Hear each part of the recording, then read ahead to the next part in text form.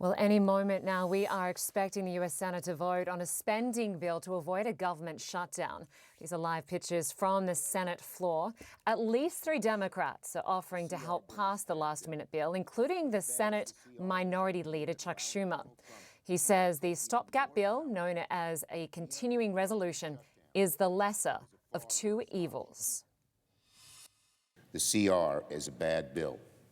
But as bad as the CR is, I believe allowing Donald Trump to take even much more power via a government shutdown is a far worse option.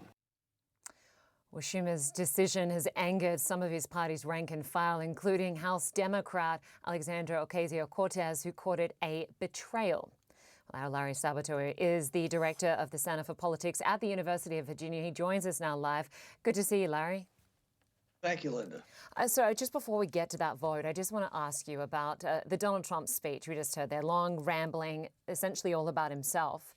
But certainly we saw on the campaign trail Trump vowing to go after those who are prosecuting him, vowing retribution and revenge, and certainly seems he's doing that.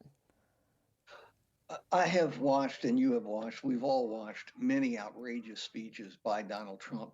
This is right at the top, and I hope people will pay attention, because what he was really pledging was an end to nonpartisan justice in the United States.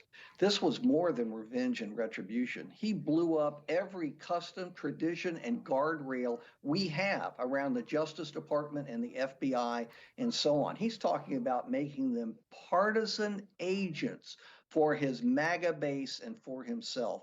This is deeply dangerous. And this is not one where the news media should play the on the one hand and then on the other hand game. This is dangerous.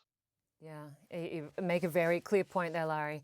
I want to move on from that for just a moment and look at this spending bill. Of course, the midnight deadline to pass a Republican bill or face a government shutdown is just hours away. What seems to be clear is the division within the Democratic Party. Yes, isn't it ironic that when Trump and Elon Musk are really deconstructing the federal government and causing untold damage all the way across the system, the Democrats managed to make themselves the issue on a day when a lot of this is happening. Now, Chuck Schumer made what he considers, and others consider, a rational decision to cut the losses. That is, this was lose-lose for Democrats, whichever way they went. And you can argue, as Schumer did, that he took the least damaging option. You know, the fork in the road, each fork led to a drowning, but he has a chance of surviving in the one that he selected. What he did not fully account for, though, is the tremendous anger that has built up in the Democratic base. And we're seeing it everywhere. They're desperate for Democrats to stand up and start fighting this person, this Donald Trump, who might well destroy the American system of democracy, the American republic. And they're not getting it. Democrats are all over the lot. They're arguing with themselves instead of agreeing on a common position to go after Trump and Musk. And I want to just look at the reasons Chuck Schumer says he will vote for this Republican bill. He claims that a shutdown will give more power to Trump and Musk. How so?